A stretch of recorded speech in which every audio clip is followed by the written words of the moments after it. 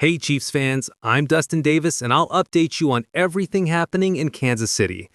The Kansas City Chiefs organization finds itself at a crossroads few expected this deep into the season. A roster built for championship contention suddenly reveals gaps that threaten to undermine everything the front office constructed. The running back position has become more than just a concern. It's now a question mark hanging over every offensive drive. Internal debates about depth, explosiveness, and durability have escalated within the building. Management recognizes that patching holes with familiar names won't be enough if the postseason demands more than what's currently available.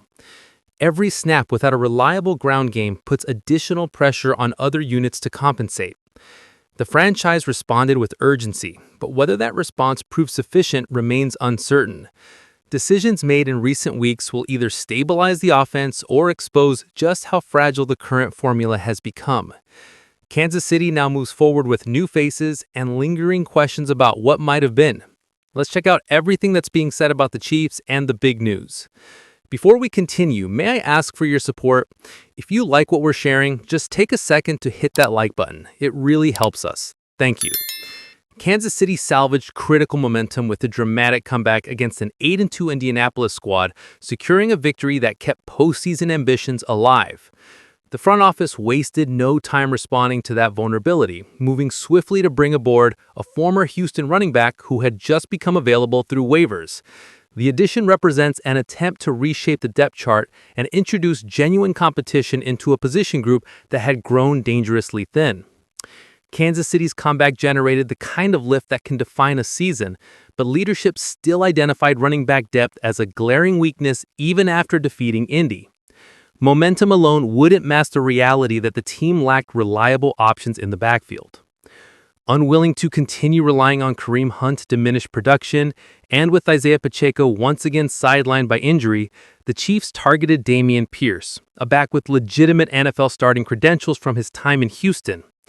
Pierce had cleared waivers after the Texans parted ways with their former fourth-round selection, and Kansas City moved quickly to finalize terms that brought him into the organization. His presence has the potential to significantly alter the running back rotation. Pierce came within striking distance of 1,000 yards during his rookie campaign and entered the league from Florida with considerable promise attached to his name.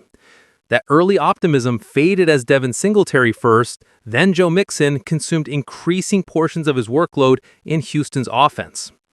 Even with Mixon unavailable, the Texans opted to feature rookie Woody Marks and veteran Nick Chubb, leaving Pierce searching for consistent opportunities.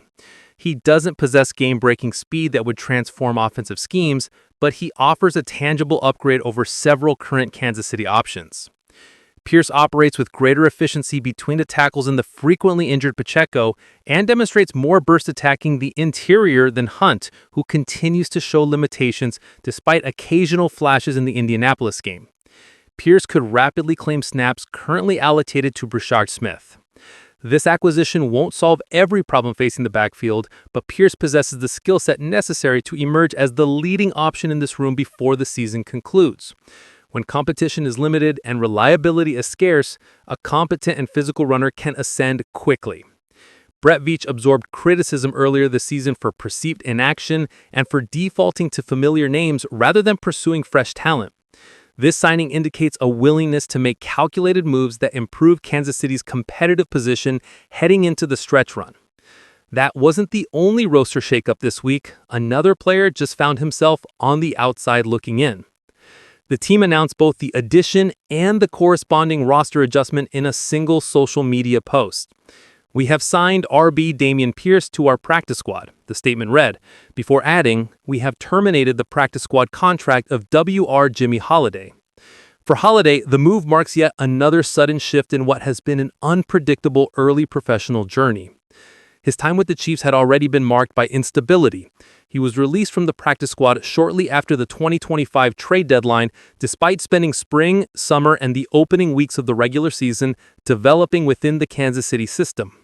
He was brought back just days later. Now a free agent for the second time in recent weeks, Holiday faces a decision about whether to wait for another Kansas City opportunity or explore options with other clubs. The decision reflects partly situational realities. Kansas City enters Week 33 with relative health at wide receiver, and organizations pursuing Super Bowl runs frequently sacrifice development spots to address more immediate priorities. Retaining a developmental receiver and return specialist becomes increasingly difficult when roster flexibility is strained.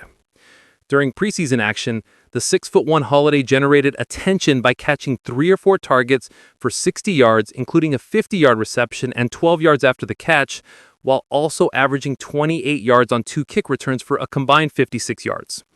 Those moments highlighted his capability as a big play contributor and functional returner.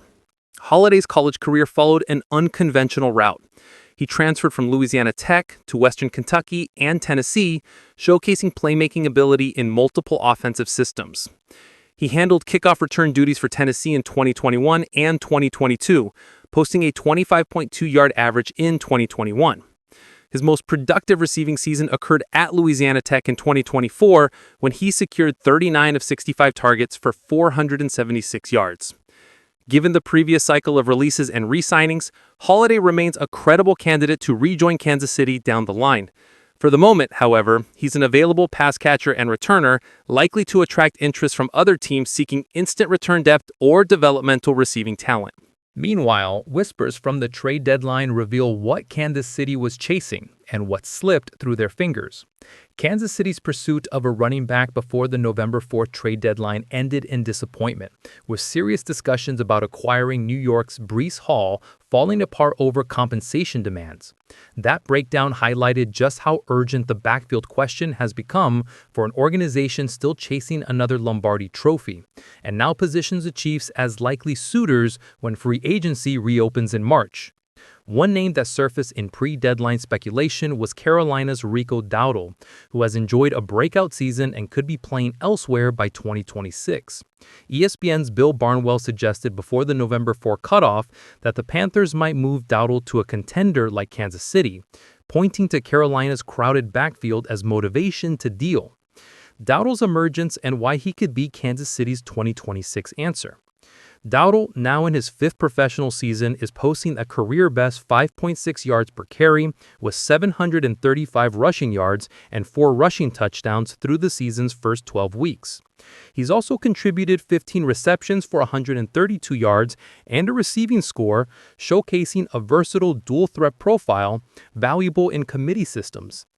At a $2.75 million salary this season, Dowdle has delivered exceptional value relative to cost. If the Chiefs pursue him next March, his market price will climb, but he still projects as a clear on-field upgrade over Kansas City's current top options, Isaiah Pacheco and Kareem Hunt.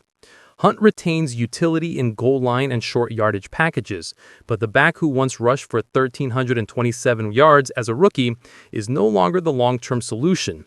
He's now best deployed as a situational complement rather than a featured back.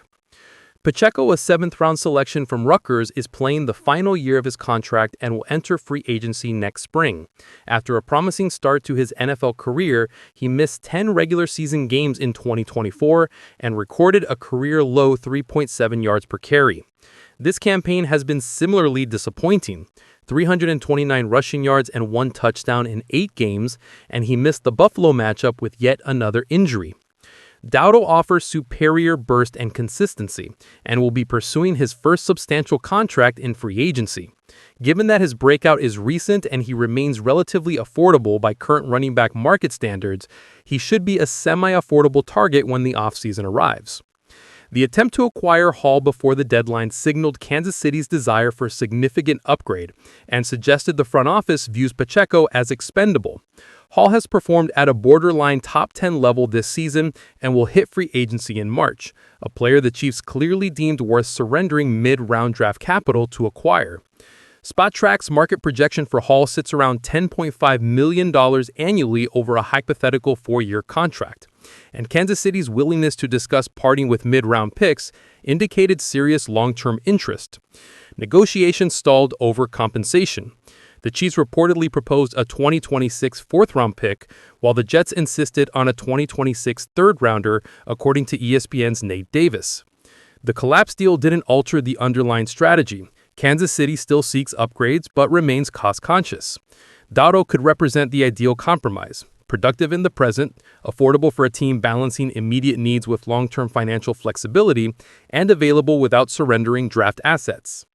In another development, reports surfaced about a veteran weapon the Chiefs pursued but couldn't land before time ran out, and it could be the answer for 2026. As the deadline approached, multiple positions surfaced in Kansas City trade rumors, but Isaiah Pacheco's injury amplified the running back conversation to urgent levels. The position has been the offense's most glaring weakness this season, with Pacheco and Kareem Hunt shouldering the workload but failing to generate consistent production. Even with Brashard Smith on the roster, another established contributor would have alleviated pressure and expanded strategic options. Connor Orr of Sports Illustrated identified a running back among Kansas City's top deadline priorities before November 4, arguing the team should act while replacement opportunities remained available. While defensive reinforcements also drew consideration, an offensive addition capable of creating matchup advantages could have proven invaluable down the stretch. Orr specifically mentioned Alvin Kamara of the New Orleans Saints as a potential difference maker, despite Kamara's public reluctance to leave New Orleans at that time. The concept centered less on direct replacement and more on adding a multifunctional weapon capable of aligning wide, motioning defenders out of position, and creating misdirection, replicating some of the spacing advantages Kansas City historically exploited through Tyreek Hill's motion packages. Orr floated a modest asking price before the deadline, a 2026 fifth-round pick and a 2027 conditional sixth-rounder, which he viewed as reasonable compensation for a talent who could immediately impact third-down packages and red zone sets. For an organization that routinely sacrifices late-round capital for immediate competitive advantages, that framework would have aligned with typical risk-reward calculations. Kamara has continued contributing in New Orleans. Through 8 weeks of 2025, he had accumulated 363 rushing yards on 100 carries. His ability to influence both the ground game and the passing attack made him attractive as a mid-season addition for a team chasing a championship. Why 2026 could be the perfect timing for Kamara in Kansas City. The November 4 deadline passed without Kansas City landing Kamara or any other significant backfield reinforcement, but that doesn't close the door on a future union. In fact, waiting until 2026 free agency might prove to be the ideal scenario for both sides.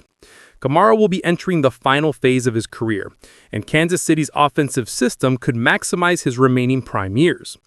The multifaceted skill set he brings, pass-catching ability, route running from the backfield, and vision in space, aligns perfectly with what the Chiefs need to complement their aerial attack. Unlike younger, one-dimensional runners, Kamara understands how to operate within complex schemes and create advantages through intelligence rather than just athleticism. By March 2026, New Orleans may be more willing to part ways or allow Kamara to test free agency, and Kansas City will have a clearer picture of its salary cap flexibility and long-term roster construction. The Chiefs will also know definitively whether Pacheco or any current back can be the answer, eliminating any remaining uncertainty about the position. Kamara's versatility would allow Andy Reid to deploy formations and motion concepts that have been missing since the departure of certain playmakers. He could line up in the slot, motion across formations, and force defenses to reveal coverage before the snap, all while remaining a legitimate threat as a traditional runner. That kind of chess piece flexibility is rare and becomes even more valuable in playoff environments where defensive coordinators have weeks to prepare. The failed deadline pursuit doesn't represent a missed opportunity. It may have been a premature attempt. Kansas City now has months to evaluate, plan, and position itself to make a serious push for Kamara when the 2026 offseason begins.